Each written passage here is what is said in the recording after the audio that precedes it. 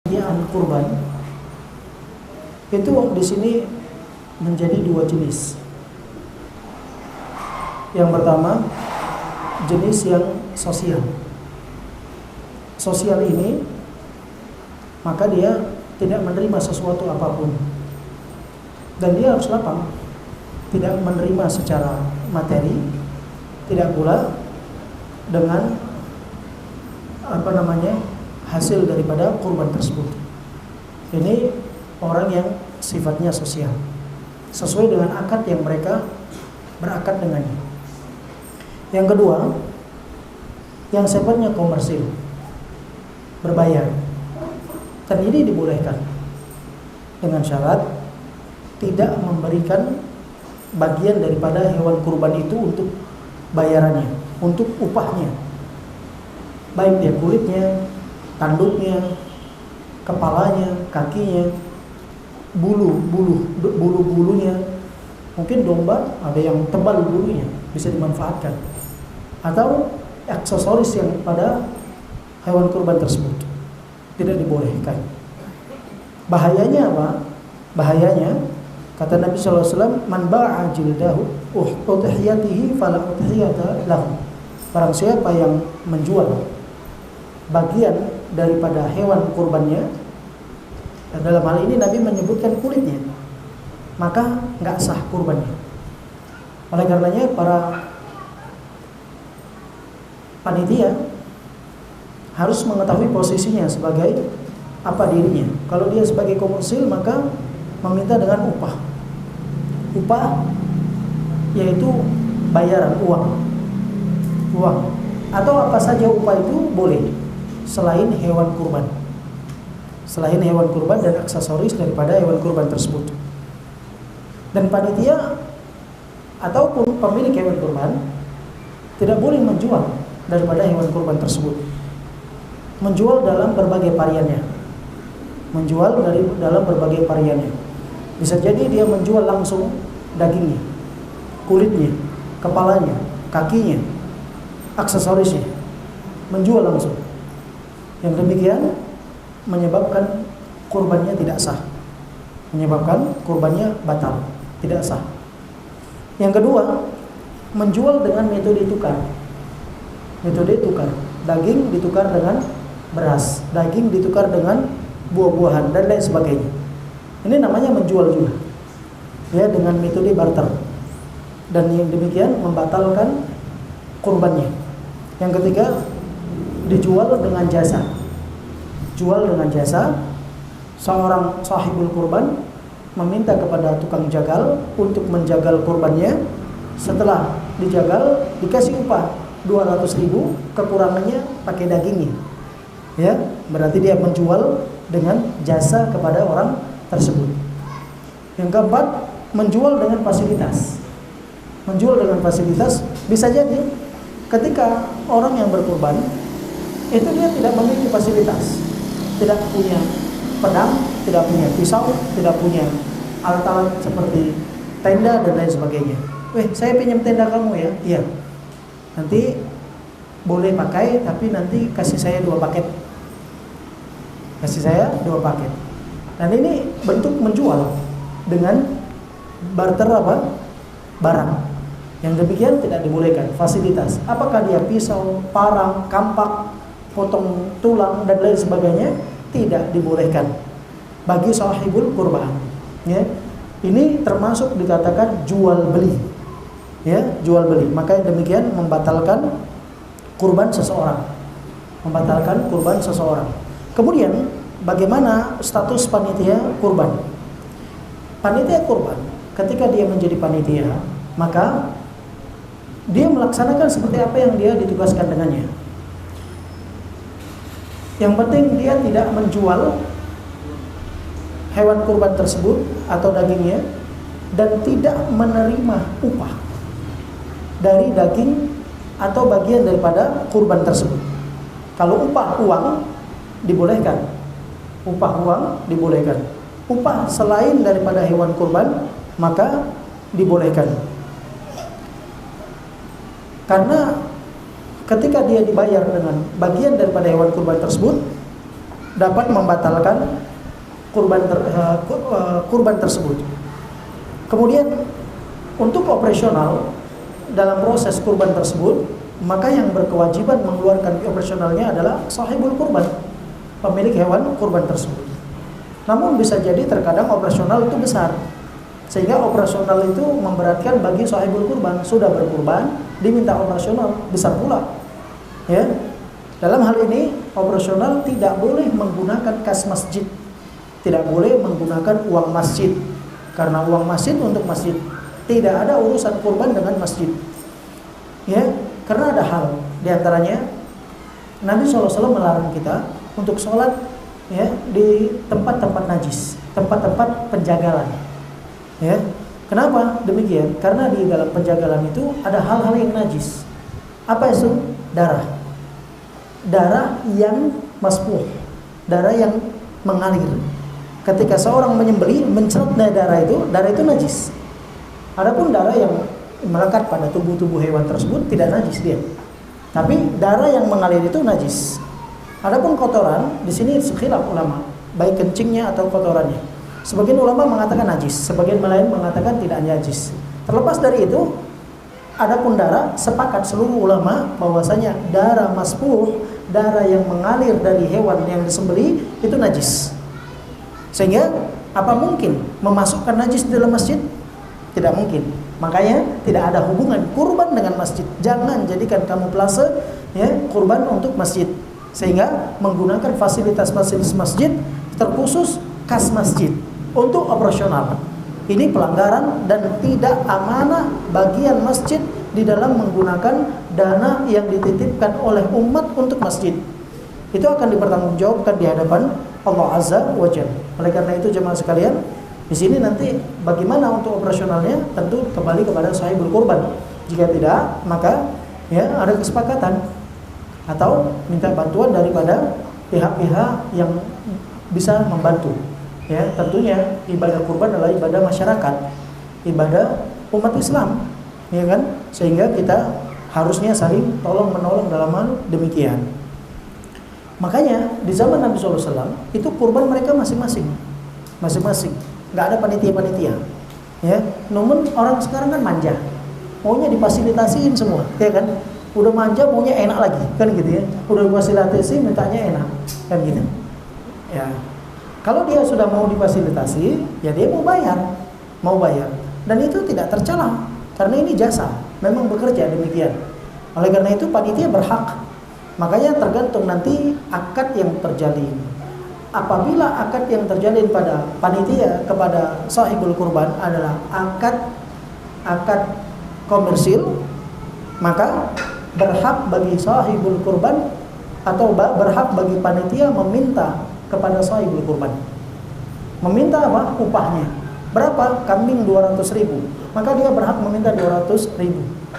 Ya.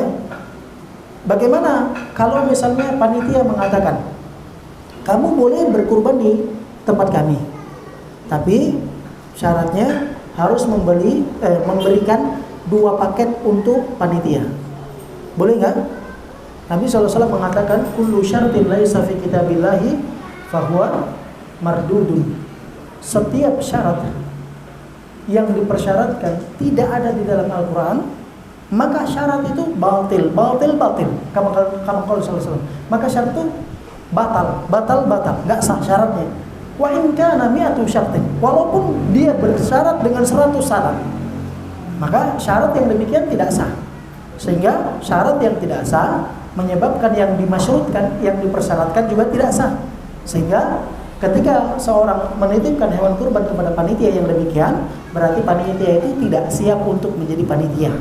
Maka nggak usah jadi panitia. Kenapa? Karena bisa membatalkan kurban bagi sahibul kurban. Demikian.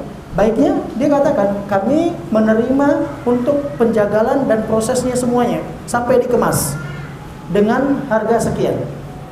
Kemudian sahibul kurban siap menitipkan, maka dia diterima. Demikian. Nah, bagaimana dengan makan-makan untuk panitia? Makan-makan panitia kemarin dijelaskan ya. Makan-makan panitia dengan hewan kurban, daging kurban. makan-makan panitia dengan daging kurban. Di sini terjadi perselisihan ulama. Ada yang mengatakan boleh, ada yang mengatakan tidak boleh. Untuk kehati-hatiannya agar tidak mengambil sesuatu apapun daripada daging kurban tersebut, kecuali mendapatkan izin dari pemilik sahibul kurban, bukan upah. Akadnya hadiah. Karena akad ini merubah keadaan. Akad merubah keadaan, ya. Akad merubah keadaan. Apabila seseorang berakad dengannya, kemudian mengatakan, ya saya kasih 2 paket hadiah untuk untuk para panitia dimakan, maka yang demikian aman. Namun kalau tidak ada akad yang demikian, kemudian panitia mengambil, maka di sini beresiko bisa jadi membatalkan apa? Kurban sahibul kurban, karena dia menganggap ada bagian daripada upah bagi panitia memiliki hak yang demikian.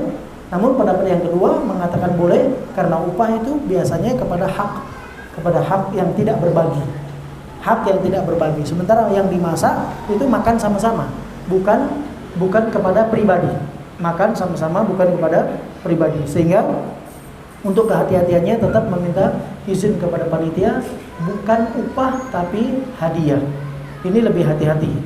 Kemudian jamaah sekalian, status panitia, ketika panitia tersebut menjadi panitia hewan kurban, ini secara umum ada 2 panitia itu.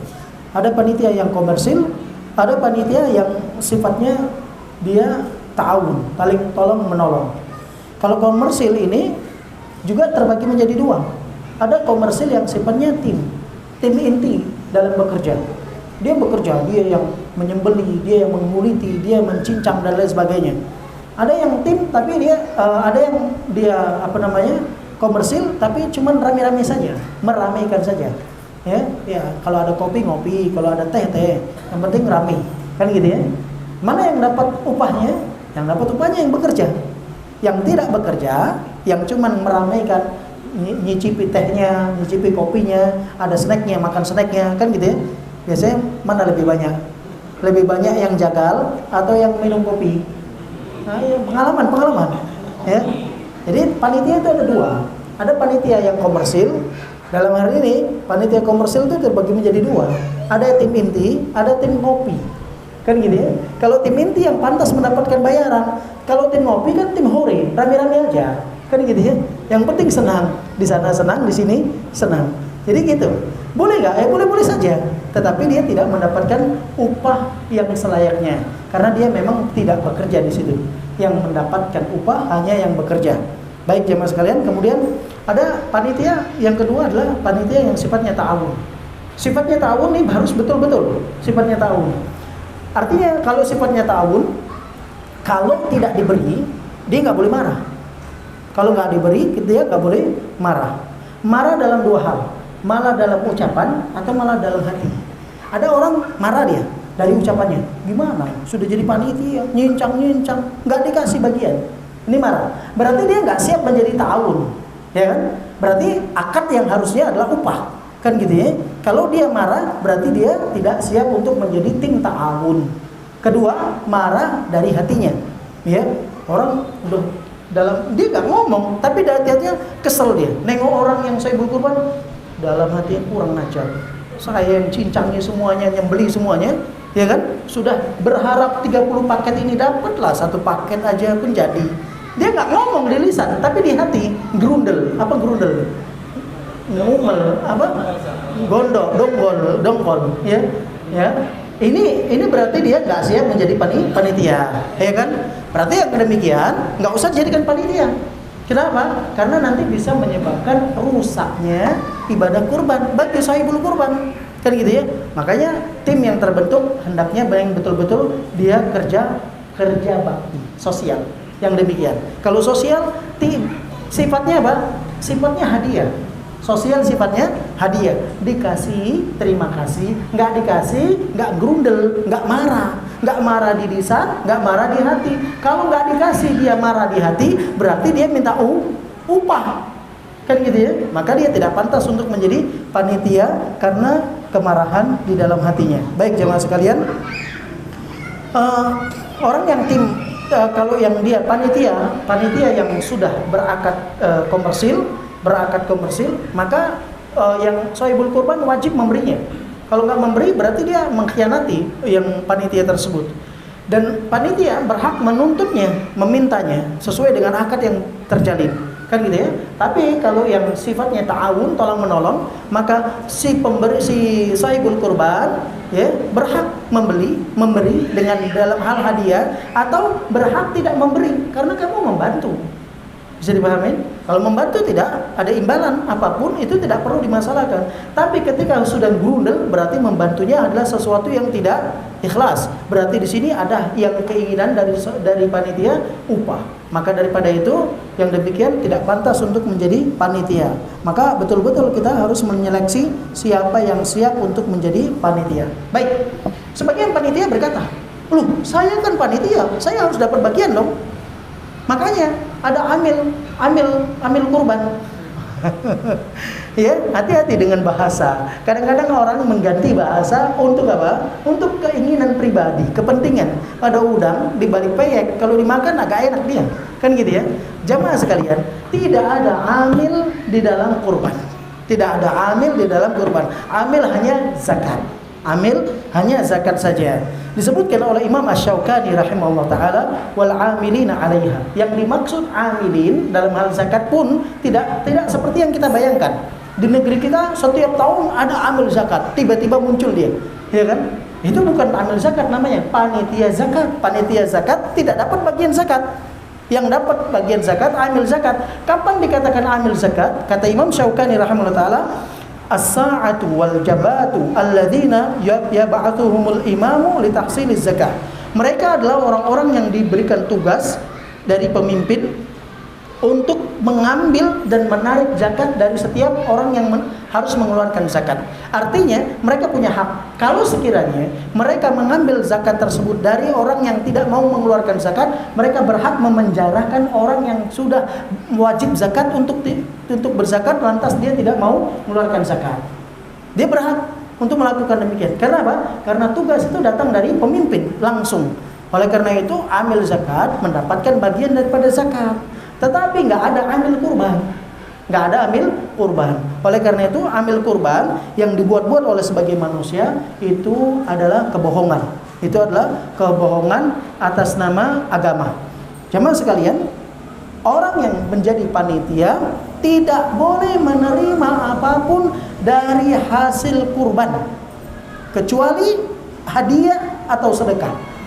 Kecuali hadiah atau sedekah.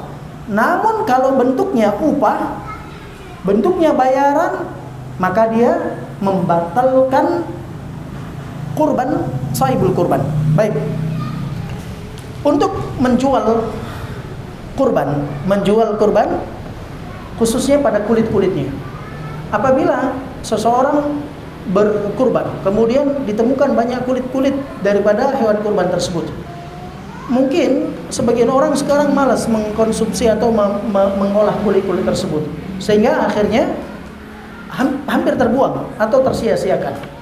Di sini para ulama mengatakan, bolehkah menjual kulit kurban tersebut?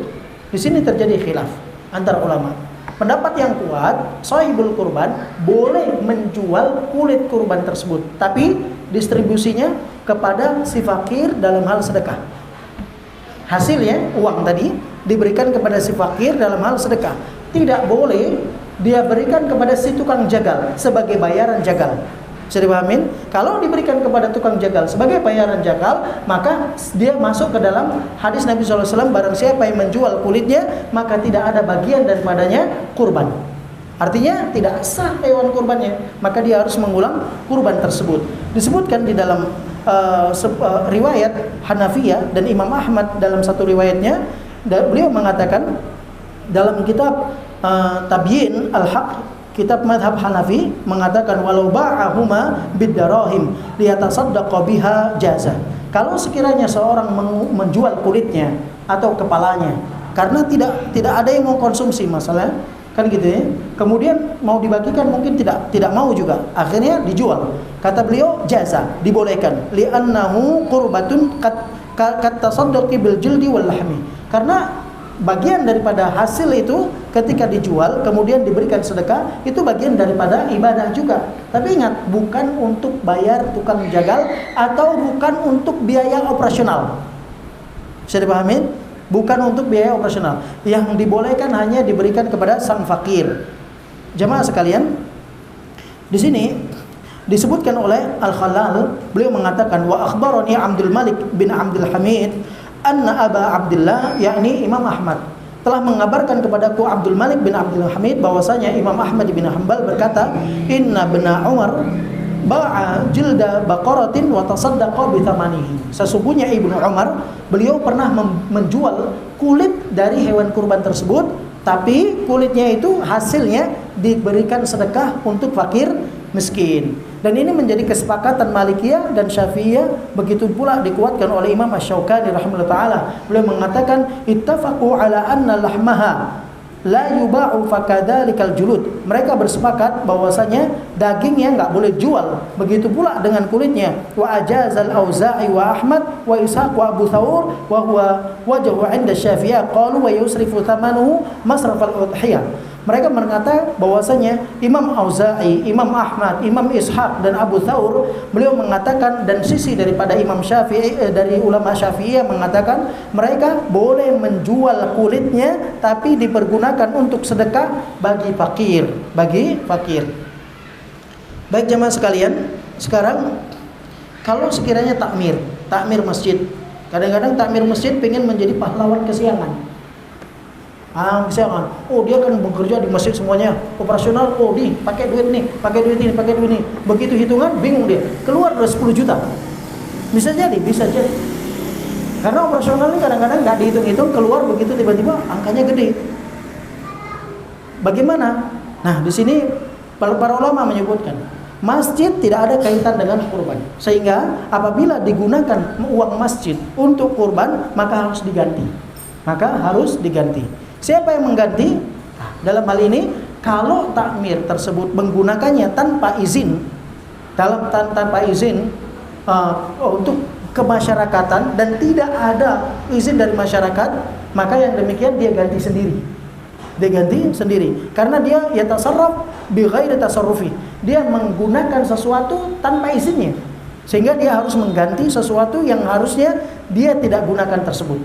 Kemudian jemaah sekalian, kalau sekiranya biaya itu kurang bagaimana, maka perlu dicari donasi secara kebersamaan bersama warga, sehingga akan ditemukan solusinya. Baik, di sini ada sebuah permasalahan.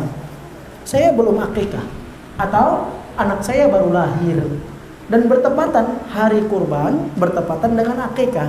Bagaimana hukumnya? Boleh nggak? Karena ada sebagian orang mengatakan bahwasanya tidak boleh kurban sebelum akikah. Boleh nggak? Tidak boleh kurban sebelum akikah. Yang benar bahwasanya tidak ada hubungan akikah dengan kurban. Sehingga kalau sekiranya seseorang belum berkurban, belum akikah, boleh dia berkurban. Para ulama kalau mengatakan kalau bertemu dengan dua hal ini, sementara ekonominya nggak cukup, mana yang didahulukan, akikah atau kurban? Nah, para ulama mengatakan sesuatu amalan dilihat dari lapang dan sempitnya waktu. Mana yang lebih lapang, mana yang lebih sempit? Kurban jaraknya hanya 4 hari, 10, 11, 12, 13. Kurban ingat? Hanya 4 hari. Sedangkan akikah apabila tidak bisa terlaksana pada tanggal 7, sebagian ulama membolehkan pada tanggal berikutnya sampai di tanggal 21, kan gitu ya. Sampai yang selain mengatakan bahkan sampai dia besar, sebelum dia balik masih boleh dia akikah. Ini artinya ada khilaf di sana di antara ulama. Maka demikian, apabila seseorang bertemu antara akikah dengan kurban, mana yang didahulukan di saat tatkala dia tidak memiliki harta untuk berakikah sekaligus kurban, maka dia dahulukan kurbannya. Kan gitu ya? Baik. Namun saat kan akikah itu dikatakan kata Nabi SAW, kullu mauludin marhunun ala aqiqatihi. Setiap anak yang lahir terikat dengan akikahnya. Iya, akikah itu kewajiban orang tua. Akikah itu kewajiban orang tua, bukan kewajiban si anak. Akikah kewajiban orang tua, bukan kewajiban si anak. Apabila orang tuanya tersebut tidak mampu untuk berakikah di hari itu karena dia harus berkurban misalnya, maka yang demikian boleh tertunda untuk kurbannya. Boleh tertunda untuk akikahnya karena akikah waktunya lebih panjang. Baik, sekarang kalau bisa digabung kenapa tidak? Kalau bisa digabung kenapa tidak? Di sini ada yang mengatakan demikian. Oh, ada akikah, waktu akikah bertepatan dengan waktu kurban.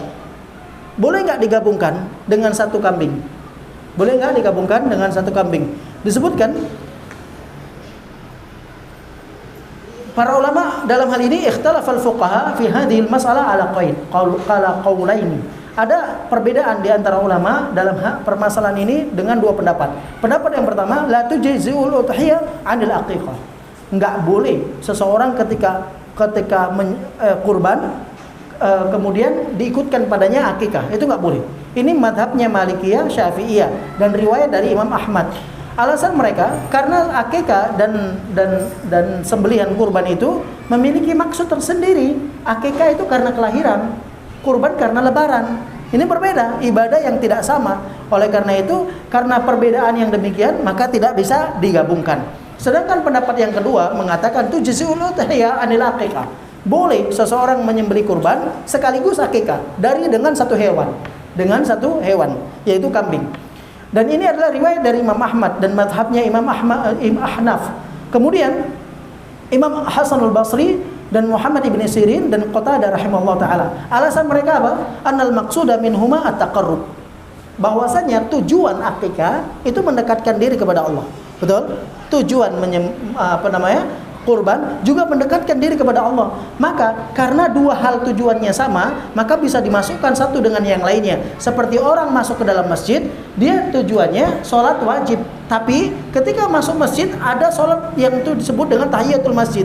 Kalau dia sholat wajib, apakah tahiyatul masjid langsung masuk secara otomatis? Para ulama mengatakan iya. Kalau dia tidak sempat untuk melakukan sholat tahiyatul masjid, kemudian dia langsung sholat wajibnya, maka yang demikian tahiyatul masjid masuk ke dalam sholat fardunya. Sehingga jawaban yang benar para ulama mengatakan dibolehkan menggabungkan antara akikah dengan kurban, dengan satu hewan. Antara kurban dan akikah dengan satu hewan. Baik jemaah sekalian, kita buka sesi dialog.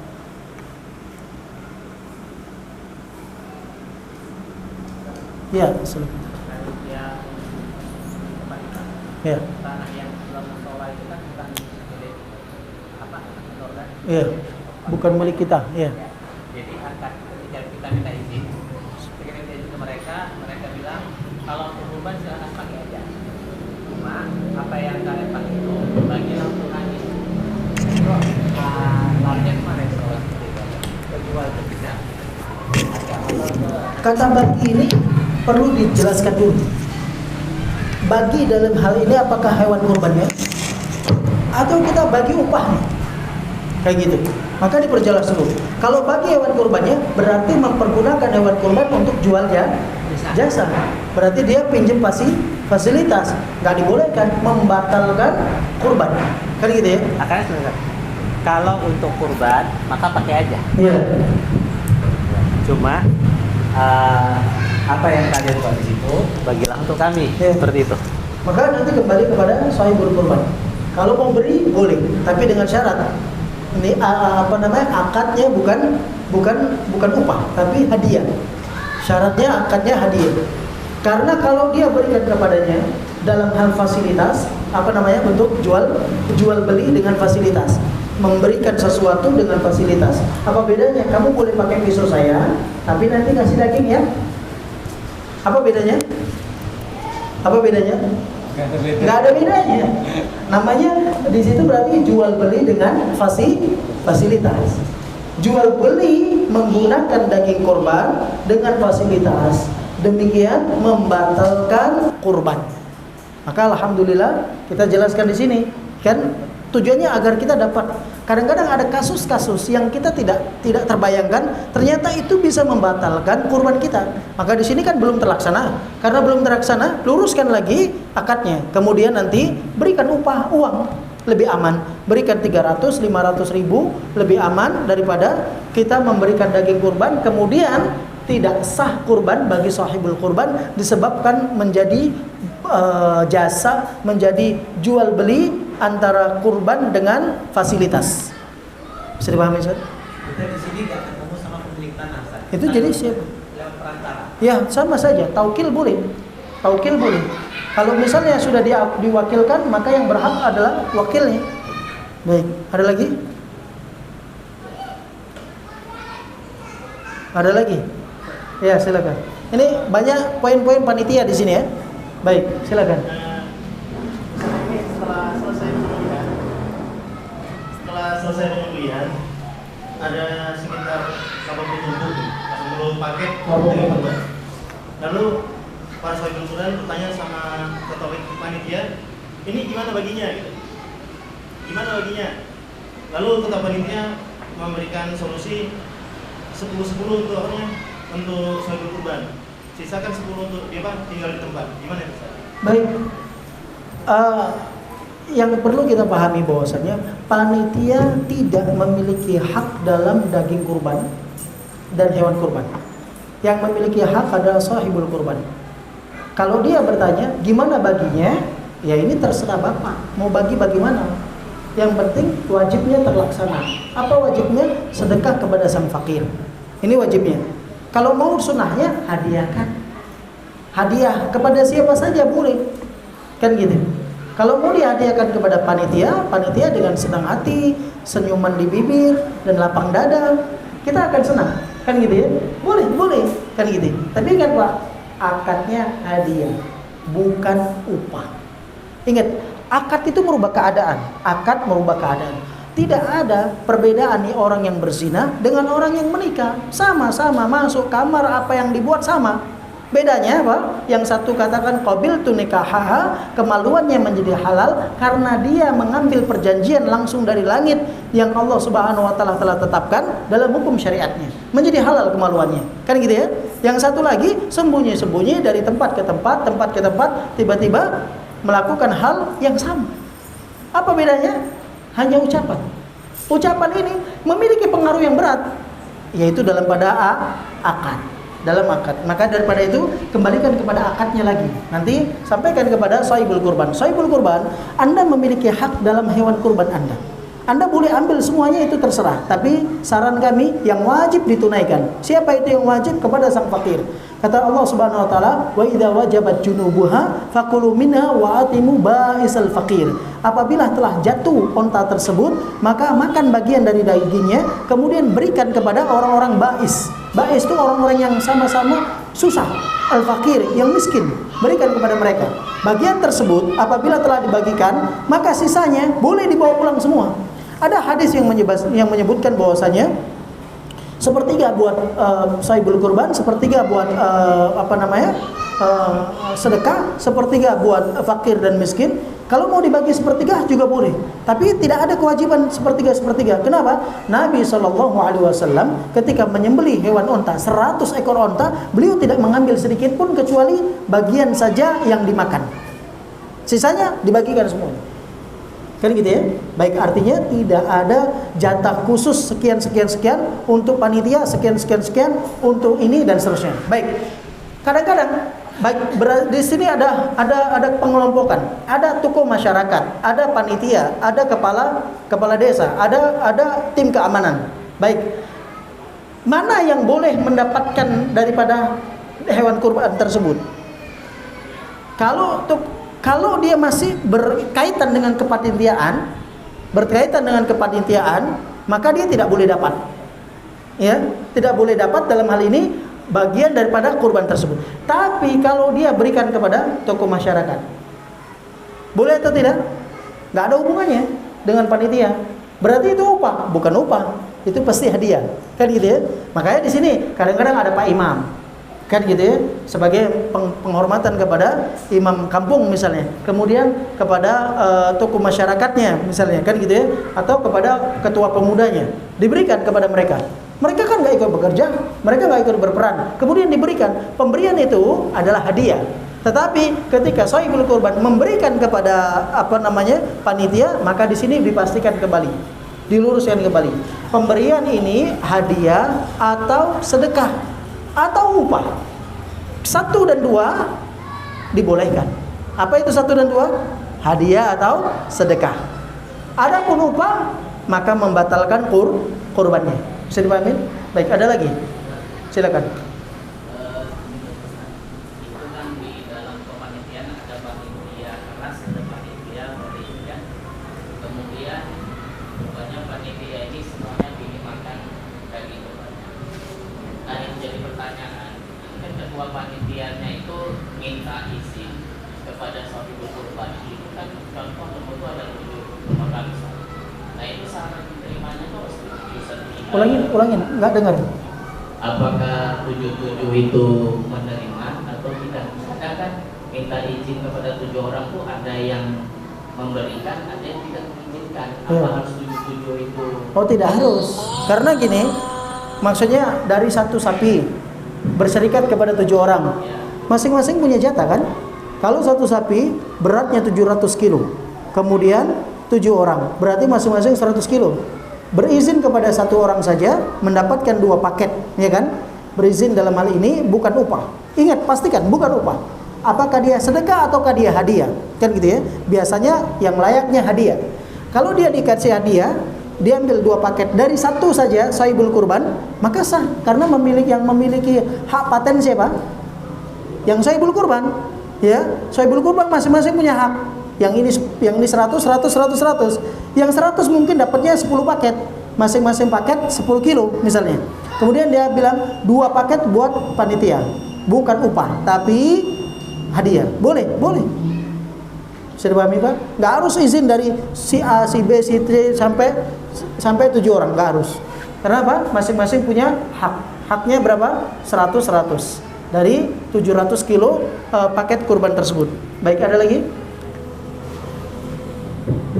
Saya rasa biasa kan di kepanitiaan itu kan yang panitia itu terkadang dibagikan kupon kan? Yang panitia juga terkadang bagian kupon kurban, kan ada sekarang sistem kupon kurban. Jadi apa kupon kurban itu apakah dia bentuk sedekah atau memang apa kan? Kembali kepada akad. Kembali kepada akad. Kalau dia akadnya hadiah, jadi hadiah. Kalau akadnya sedekah, jadi sedekah. Yang kalau hadiah semua bisa mengambilnya. Kalau hadiah yang punya kupon bisa mengambil. Apakah yang punya kupon orang nomor 1 di Langsa terkaya boleh nggak ngambilnya? Boleh. Atau dia misalnya atau dia kupon sedekah. Kupon sedekah orang nomor 1 Langsa boleh nggak? Nggak boleh.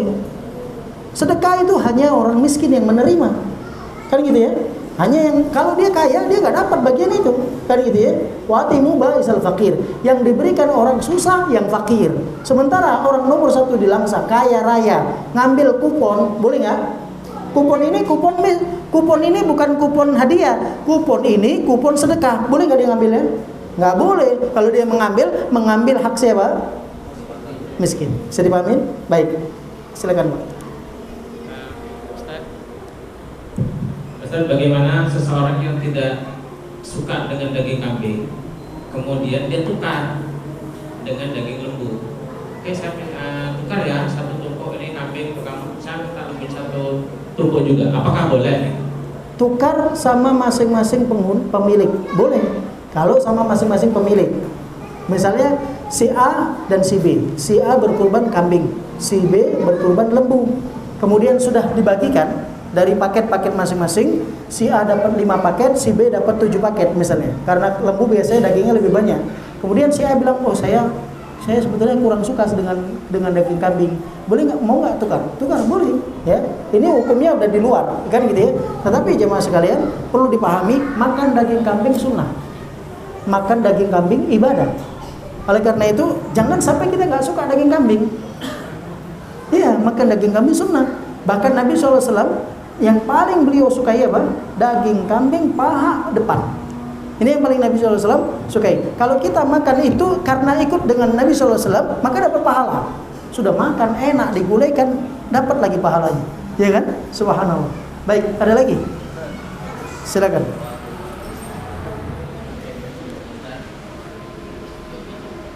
Kalau panitia sudah dibayar, Kurang dekat. Ya, Bang. panitia kan sudah dibayar. Iya. dengan uang. Iya. Dikasih lagi daging. Kasih dalam hal Ya, kamu sama. hal apa ini? Kalau dalam hal hadiah boleh, dalam hal upah nggak boleh. Walaupun dia berbayar dengan. Nggak apa-apa, berarti dia namanya ihsan. Itu kebaikan, ya, kebaikan sahibul kurban. Sudah dialah ngasih operasional, ya kan? Sekalian tuh lembunya buat kalian. Besok ikutkan saya dalam panitia. Selain terjadi, alhamdulillah, berarti kita cari orang-orang yang kurban model kayak gitu. Banyak ihsan, kebaikan yang dia lakukan, ya kan? Baik, itu nggak apa-apa. Tapi jangan sampai berpikir yang demikian adalah bagi sahibul kurban. Jangan sampai itu adalah upah. Maka pastikan, Pak, mohon maaf, ini hadiah atau upah? Upah. Oh, kalau upah kita nggak bisa, Pak. Nanti kurbannya batal. Oh ya udah, kalau gitu kasih hadiah aja, Set. Ya udah, berarti halal. Bisa dipahami? Pengomongannya ditukar lagi, Ustaz. Iya. Dalam akad kan cuma diomongan, Pak. Akad itu cuma diomongan. Ya kan? Baik. Silakan. Ada lagi? Iya.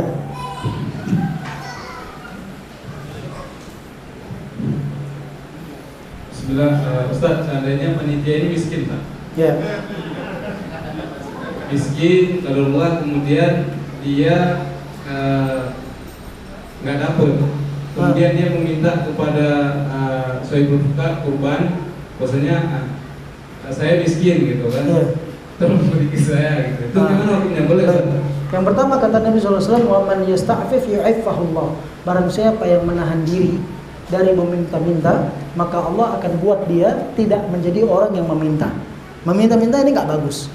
Ya, kata Nabi SAW, "La yazalu rajulun yas'alu bin nas hatta ya'ti yaumal qiyamah wa laysa fi wajhihi lahmu."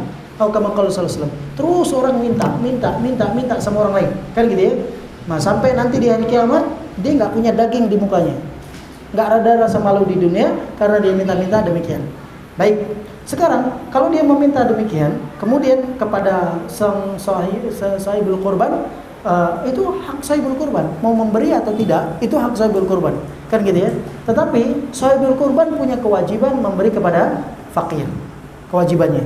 Ya, bagi sang miskin, sang fakir tidak layak untuk minta. Maka barang siapa yang minta nanti di hari kiamat akan dibangkitkan dalam keadaan mukanya ini tinggal tulang. Disebabkan suka minta. Baik. Silakan.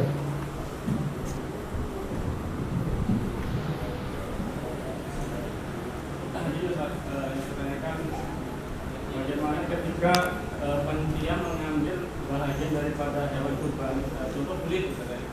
Kalau udah kampungan itu bisa ada dibuat untuk Yeah. Ini yang dibagi, tapi dibuat untuk kulit itu dipakai untuk betul karena untuk rebana gitu ya. Itu bagaimana hukumnya? Tadi yang pertama kita. Ini pertanyaan yang kedua, lari tentang kurban saja. Tentang kurban pertanyaan yang kedua. Pertanyaannya kedua apa?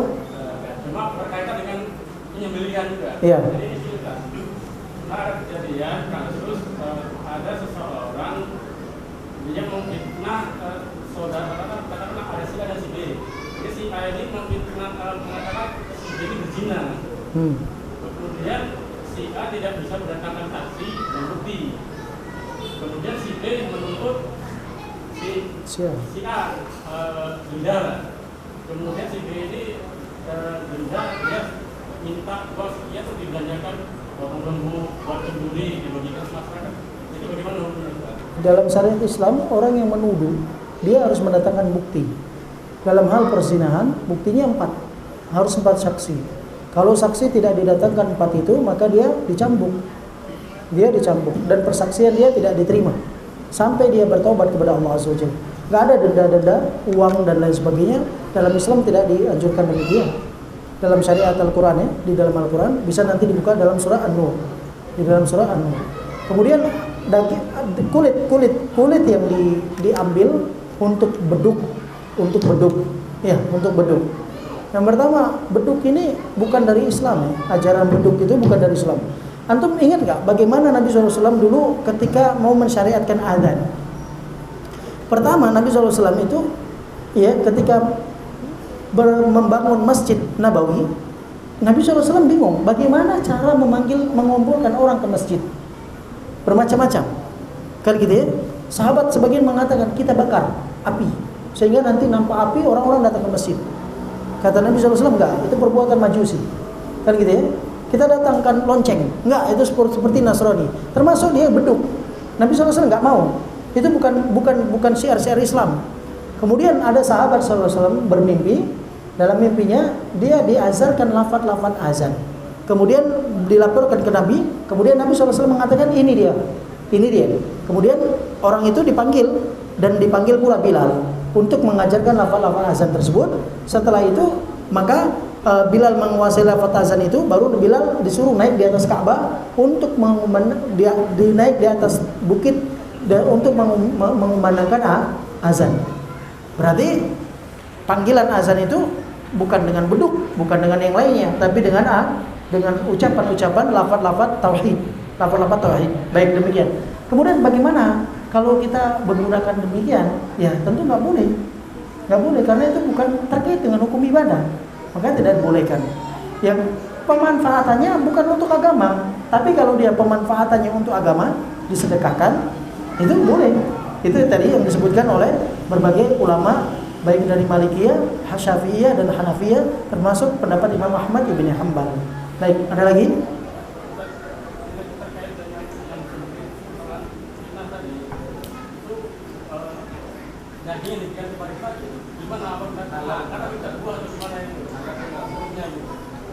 Uangnya, uang dari halal enggak? Iya, berarti uangnya halal enggak? Sekarang kembali kepada sumbernya. Sumbernya halal enggak? Bisa enggak? Kalau sumbernya halal maka halal. Sekarang pertanyaannya yang demikian, sumbernya halal enggak? Tidak halal, maka tidak halal. Baik, ada lagi? Silakan, Pak.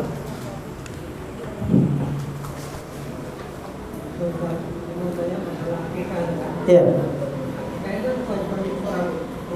Iya.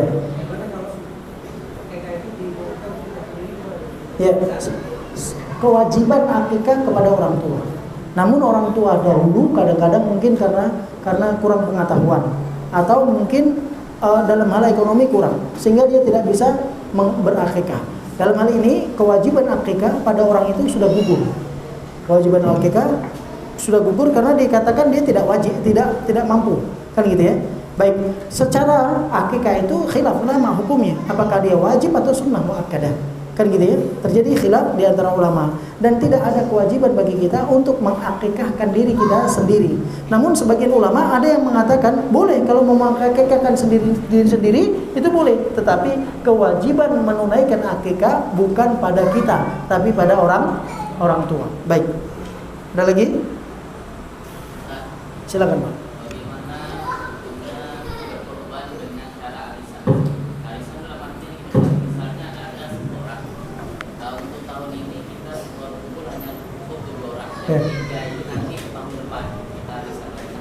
Boleh, tapi dengan syarat tidak ada penambahan.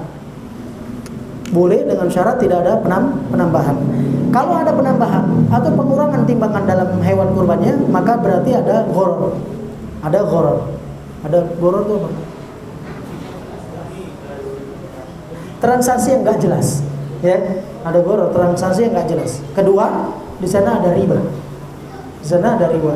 Karena secara enggak langsung ketika mereka melakukan arisan tersebut ada hal akad yang tak terucap.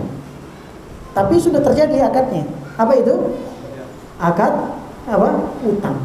Kata Nabi SAW, kullu qardin jarra naf'in fahuwa riba. Setiap utang piutang yang mendatangkan keuntungan dalam manfaatnya, maka itulah riba. Berarti arisan yang demikian jatuh pada hal riba. Jatuh pada hal riba. Makanya dalam hal ini tidak dibolehkan kita melakukan yang demikian. Ya, baiknya udah kita kemarin sudah berikan metode untuk akikah untuk kurban minimalis kan gitu ya, dan untuk trik bisa kurban pada setiap tahunnya untuk keluarga. Nah, kalau kita mau menjalankan itu lebih mudah. Wah, kalaupun kita tidak bisa menjalankan demikian, mau betul-betul mau berkurban karena kita repot nanti kalau dia di rumah mungkin celengan itu begitu menggoda kan gitu ya. Bagaimana? Nah, teman-teman ada nih, teman-teman nih yang siap membantu. Teman-teman siap membantu. Insya Allah saya anjurkan kepada teman-teman ini jadi Pak ya, harus buka rekening khusus untuk kurban. Jadi teman-teman yang mau berkurban boleh, nanti dimasukkan dalam rekening khusus. Tahun ini belum dapat, tahun berikutnya kan sudah bertambah uangnya, kan gitu ya. Jadi tahun berikutnya dia berkurban. Minimal dia pernah berkurban dalam hidupnya. Ada orang subhanallah hidup 30, 40, 50 sampai 70 tahun di dunia nggak pernah kurban. Yang tahunya dapat daging kurban dari orang terus. Betul? Betul kan? Padahal kalau dia sekiranya sedikit aja, insya Allah akan berkurban pada setiap tahunnya. Baik, ada lagi?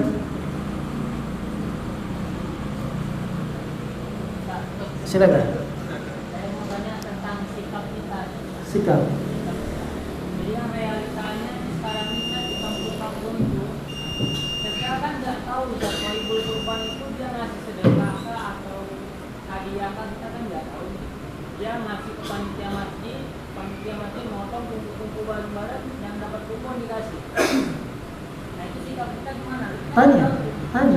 Karena yang bagi pun panitia enggak. Kok bisa panitia? Panitia nggak punya hak membagi. Karena di setiap realita kampung itu emang panitia. Beda. Berarti gini, ketika mau jadi panitia, tanyakan kepada Sohibul Kurban. Kalau kata Sohibul Kurban, sudah saya serahkan sama panitia. Berarti panitia menjadi wakil. Di sini panitia hak 100% membagi. Ya, lembunya 1 ton. Kata pemilik hewan kurban, sudah saya serahkan sama panitia. Di sini panitia punya hak 100% untuk membagi. Kan gitu ya? Berarti ini wakil namanya. Tapi dalam pembagian ini panitia pun nggak dapat hak dalam apa? Nggak dapat dalam apa? Upah. Kalau panitia diambil, ini kita ambil untuk panitia karena kita kerja, nggak boleh. Tapi kalau dia ini kita ambil untuk hadiah panitia yang bekerja, ya panitia untuk panitia, bukan untuk upahnya, tapi untuk hadiah, kan gitu ya? Maka dibolehkan, kan gitu. Tapi kalau untuk upah nggak boleh. Maka di sini kembali kepada Sohibul Kurban, kalau dia sudah serahkan kepada panitia, dalam hal ini berarti dia taukil. Dalam perwakilan, maka yang diwakilkan memiliki tasarruf tam, memiliki kebebasan di dalam pengaturan, kebebasan dalam pengaturan. Bisa dipahami? Baik, ada lagi. Satu lagi sebagai penutup. Habis ini kita azan langsung sholat insyaallah. Nggak dengar Pak, nggak dengar.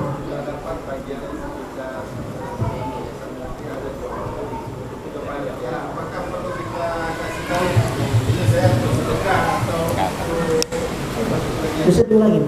Nggak dengar, kasih.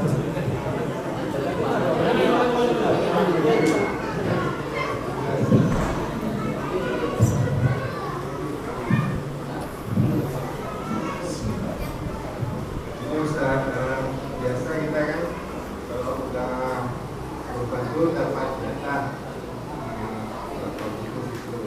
Jadi yang kemarin aja gitu. Jadi pemerintah 2 bungkus. Apakah si Sohibul Kurban ini harus mengatakan ini saya kasih yang untuk sedekah atau upah? Kita ditentukan gitu. Kalau sedekah kan harus jual muslim, upah untuk siapa saja. Apa harus kita katakan itu dan panitia kemudian sesuai dengan amanah dari Ulangi coba gimana? Paham nggak nih? Ulangi Pak. Ini bagian yang kita berikan kepada panitia untuk dibagikan, apakah perlu kita, Bapak Sohibul Kurban, Bapak berikan kepada panitia. Apakah perlu kita ucapkan akarnya ini untuk sedekah ataukah untuk hadiah? Baik, kalau panitia membagikan sesuai dengan amanah dari ya harus jelas. Ini untuk sedekah. Untuk sedekah berlaku buat siapa? Miskin, fakir, miskin kan gitu ya. Untuk sedekah. Ini untuk hadiah berlaku buat siapa? Siapa saja kan gitu ya. Maka harus jelas dari Sohibul Kurban kan gitu. Ketika Sohibul Kurban katakan ini untuk hadiah kan gitu. Hadiah itu kan sudah diwakilkan kepada siapa? Panitia. Panitia terserah mau dikasihkan hadiah kepada siapa saja. Dihadiahkan kepada panitia sendiri boleh nggak? Boleh nggak? Boleh. Ya. Tapi kalau dia katakan ini buat sedekah, kan gitu. Sedekah itu langsung tertuju kepada individu. Kalau hadiah bisa kelompok. Hadiah bisa kelompok. Kalau sedekah langsung kepada individunya.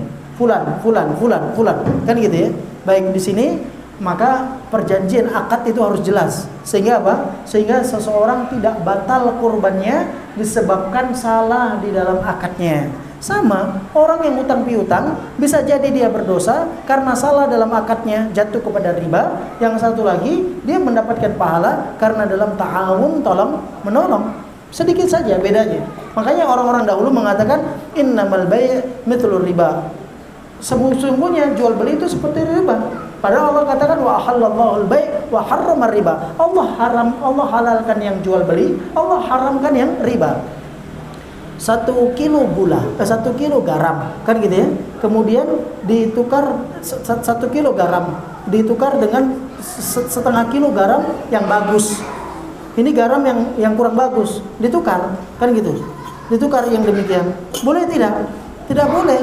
Karena apa? Karena ini bagian daripada transaksi riba yang ada penlipatan. Baik, sekarang kata dia, udah saya biar supaya nggak riba, gimana saya caranya? 1 kilo ini berapa harganya? Harganya 10.000, kan gitu. Baik, ini berapa harganya? 5.000. Ini harganya berapa? 10.000 juga. Untuk saya bisa mendapatkan garam yang bagus 5.000, 10.000 dengan yang 1 kilo ditukar setengah kilo, gimana caranya? Beli dulu. Kasih duitnya 10.000, tukar. Sudah dapat duitnya, beli. Sama. Iya, akadnya yang beda. Bentuknya sama kan? Akadnya yang berbeda. Kan gitu ya. Satu lagi contoh, misalnya seorang baru buka dagangannya, warung pagi-pagi. Biasanya warung itu pagi-pagi belum ada omsetnya belum banyak, kan gitu ya. Satu masuk di dalam sebuah minimarket, kan gitu. Sebelah toko pakaian. Masuk di minimarket, ketika dia masuk minimarket, dia mau beli. Dia beli jajan bla bla bla bla bla, habisnya 73.000, kan gitu ya. Waktu dia habis 73.000, dia minta memberikan uang 100.000. Kembaliannya nggak ada. Cuman ada 23.000 kembaliannya. Baik. Nah, bagaimana yang 50.000-nya? Nggak ada barangnya, kan gitu. Dia datang ke toko sebelah. Pinjam dulu uangnya. Kan gitu ya. Pinjam dulu berapa? Uangnya berapa tadi? 50.000. Dia pinjam dulu 50.000. Diberikan kepada bukan pinjam uangnya. Dia kasihkan uang 100.000, kemudian dikasihkan 50.000-nya, kan gitu ya. Ditinggal 100.000-nya, diambil 50.000-nya. Kemudian habis itu dia kembalikan 73.000 kembalikan 73.000 kepada pembeli. Ya kan? Setelah itu nanti saya ganti ya sisanya. Berapa lagi sisanya? 50.000. Ini apa hukumnya? Riba dari apa? Jual beli uang dengan uang harus sama. Tunai. Bisa dipahami? 50.000 dua dengan 100.000 satu, kan gitu ya. Untuk biar supaya halal gimana caranya? Kamu dengan tangan kamu satu waktu di satu tempat, bil qabd, langsung. Nggak boleh tertunda. Kalau kamu tertunda, tukar uang tadi menjadi riba. Bisa dipahami? Sering terjadi nggak di warung? Sering, kan gitu ya. Makanya kata Umar bin Khattab, orang yang belum tahu fikih muamalah jual beli, jangan masuk pasar kami sebagai pedagang. Belajar dulu fikih. Di situ kan sama Umar bin Khattab diajarkan untuk belajar fikih dulu, kan gitu ya. Sampai di masa khalifah, nggak boleh masuk ke pasar sebagai pedagang sebelum dia pelajari fikih jual belinya. Nah, zaman sekarang siapa mau dagang silahkan. Ya kan? Nggak ada aturan. Mau di kamar pun dagang dia. Betul nggak? Baik, subhanakallahumma wa bihamdika asyhadu an la ilaha illa anta astaghfiruka wa atubu ilaik. Mohon maaf atas kekurangan kepada Allah azza wa jalla. Kami mohon. Besok ada kajian enggak? Ada kajian? Ada subuh.